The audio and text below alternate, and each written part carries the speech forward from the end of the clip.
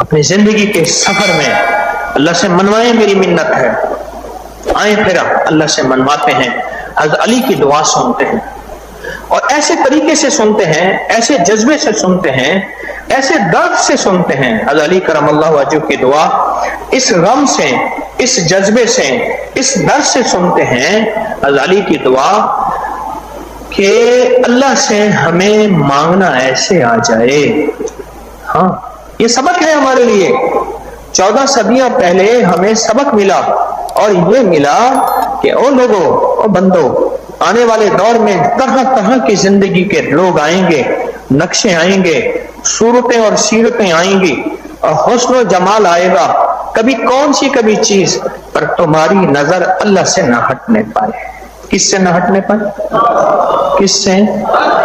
ہاں، حضرت علی نے یہ سبق دیا ہے کہ تمہاری نظر اللہ سے نہ ہٹنے پائے۔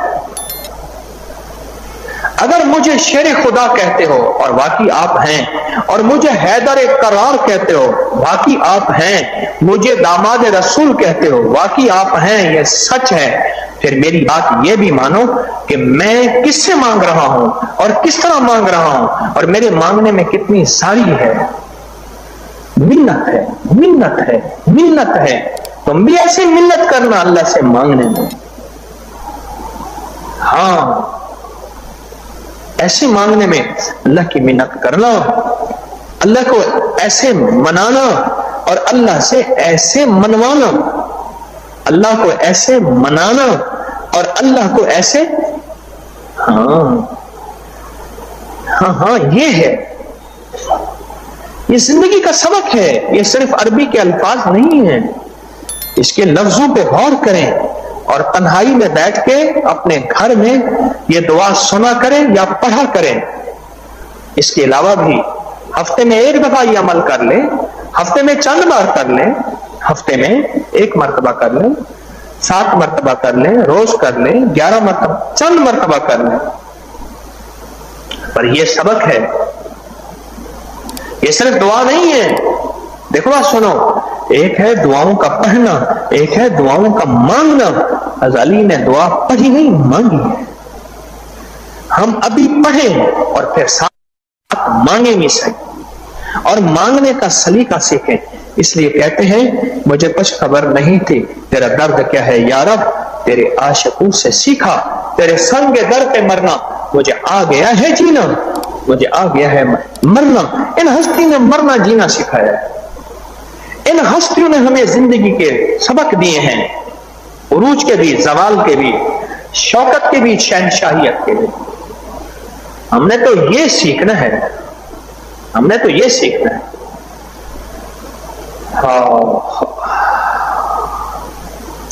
اللہ سے منوانا ہے، اور منوانا ان ہستیوں سے سیکھنا ہے کہ میرے رب کو کن کن خطابات اور القابات سے یاد کر کر کے میرے اللہ کو منا رہے ہیں۔ کتاب کو دیکھتے ہوئے اس پہ انگلی پھیرتے جائیں گے، انگلی پھیرتے جائیں گے، کتاب کو دیکھتے ہوئے اس پہ انگلی پھیرتے جائیں گے، اور ہر باب پہ جب ختم ہوگا باب تو اس میں الغوث آتا ہے، تو اس پہ آمین آمین کہیں گے اپنی مرادوں کا تصور کر کے، اور عمل مکمل ہونے کے بعد وہی انگلی انشاءاللہ اپنی آنکھوں اور دل پر پھیریں گے۔ تو آج کے بعد یہ سبق ہے کہ ہم نے، حضرت علی نے ہمیں اللہ سے مانگنا سکھایا ہے، گڑ گڑانا سکھایا ہے، بھکاری بننا سکھایا ہے۔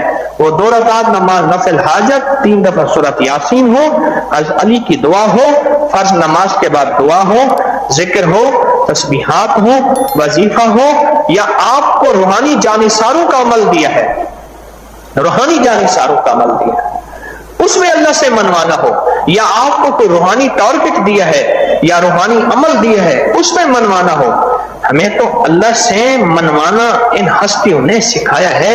ان ہستیوں کو اللہ جزائے خیر عطا فرمائے، ان ہستیوں کا شکریہ کہ انہوں نے ہماری نظریں اللہ کی طرف بڑھائی ہیں، اللہ کے غیر کی طرف نہیں بڑھائی۔ کتنا احسان ہے۔ حضرت علی نے ہمیں بت پرستی پہ نہیں لگایا، رب پرستی پہ لگایا ہے۔ ان کا احسان ہے یہ ان کا جذبہ تھا، یہ ان کی سچی کڑھن تھی کہ وہ چیز اللہ کے لیے کی انہوں نے، اور اللہ کے لیے جو عمل ہوتا ہے وہ قیامت تک چلتا ہے، یہ عمل قیامت تک چل رہا ہے۔ اور کوئی بندہ آئے، صوفی جیسا بندہ، اجمل جیسا بندہ یہاں ممبر پہ بیٹھے اور ممبر پہ شہرت حاصل کر کے پھر اس کو کیش کرے، ایسے بندے سے بچ کے رہو، ایسے بندے سے وقفہ کرو، ایسے بندے سے دور رہو اور اس پیغام کو پھیلاؤ کہ اس بندے سے دور رہیں جو اللہ کے لیے نہیں ہے، جو اللہ کے لیے نہیں ہے۔ اور جو اللہ کے لیے ہوتا ہے وہ حضرت علی کی یہ دعا ہے، قیامت تک تابناک ہے، تابندہ ہے، زندہ ہے، سرمدی ہے، شاد و آباد ہے، جو اللہ کے لیے ہے۔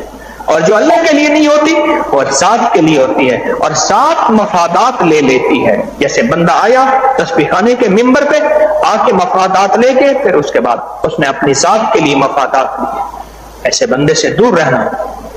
آئیں پھر درود پاک پڑھیں دل کی گہرائیوں میں، پہلے اپنے دل کو متوجہ کریں، اللہ کی طرف متوجہ کریں۔ امام زین العابدین یہ کرتے تھے، دل کو اللہ کی طرف متوجہ کریں، متوجہ کر کے سب فکریں، سب غم چھوڑ دیں، سب سوچیں چھوڑ دیں، اللہ کی طرف متوجہ کر کے اس دعا کو دیکھیں، اس کے ترجمے پہ غور کریں، اس پہ انگلی پھیریں اور درود پاک پڑھیں۔ دعا سنتے ہیں۔ اللہ صلی اللہ، انگلی دل پہ پھیر دیں، آنکھوں پہ پھیر دیں۔ سبحان اللہ۔ خلوص اور سچائی کے ساتھ جو بول آج صدیوں اس بولوں کو نہیں مٹا سکے، جن بولوں میں خلوص ہے، جن بولوں میں سچائی ہے، جن بولوں میں صرف اللہ ہے، اپنی ذات سے نکل کے۔ حضرت علی کیا کرتے ہیں، زیادہ سے زیادہ اپنے شہزادوں کو، حسنین کریمین کو یہ دعا سکھا کے چلے جاتے، وہ اپنی نسلوں کو سکھا کے چلے جاتے۔ ہم جیسے فقیروں کے پاس تو نہ پہنچے۔ یہ ہے اپنی ذات سے نکل کے امت کے لیے سوچنا، انسانیت کے لیے سوچنا۔ آج جس مذہب اور جس رنگ جس نسل کا بندہ یہ دعا پڑھے اس کو خیر ملے گی، اس کو برکت ملے گی۔ میں تسبیح خانے کے ممبر میں آج یہی بات، کل یہی بات، آئندہ بھی یہی بات میرا ذہن کہتا ہے چلے کہ جس کا مطلوب صرف اللہ ہو، اپنی ذات نہ ہو۔ تسبیح خانے کے ممبر پہ آیا، چہرہ دکھایا اور اس کے بعد اپنی ذات کو کیش کرنا شروع کر دیا، جیسے میں نے ابھی کسی بندے کا نام لیا ہے، بہت نامناسب بات ہے۔ تسبیح خانے کی یہ ترتیب نہیں ہے۔ ایسے بندے کے بارے میں لوگوں کو بتائیں کہ اس سے بچ کے رہے۔ یہ حضرت علی نے ہمیں خلوص سکھایا ہے۔ کیا خیال ہے؟ سچوں کی باتیں بھی سچی ہوتی ہیں اور سچے سچی راہوں پہ لگاتے ہیں۔ حضور سچے، حضور کا گھرانہ سچا، ان گھرانے کی راہیں سچی، انہوں نے ہمیں سچوں نے سچی راہوں پہ لگایا۔ ہم نے حضرت علی کی دعا سنی اور اللہ سے منتیں سنی اور ہمیں احساس ہوا انہوں نے ہمیں کن راہوں پہ لگایا اور کس اللہ جیسی مقدس ہستی کے مانگنے پہ لگایا۔ کس کے مانگنے پہ لگایا؟ اور یہ مانگتے رہیں گے اور ساری عمر ہمارا مطلوب، ہمارا مقصود، ہمارا محبوب کون ہوگا؟ کون ہوگا؟ اللہ ہی ہوگا۔ یہ ان ہستیوں کا سبق ہے، یہ ان ہستیوں کا زندگی کا سلیقہ ہے، یہ طریقہ ہے۔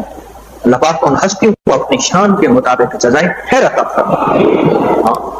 اب بیٹھ کے درود پاک ہم 3 دفعہ پڑھیں، بیماریوں کا تصور کریں۔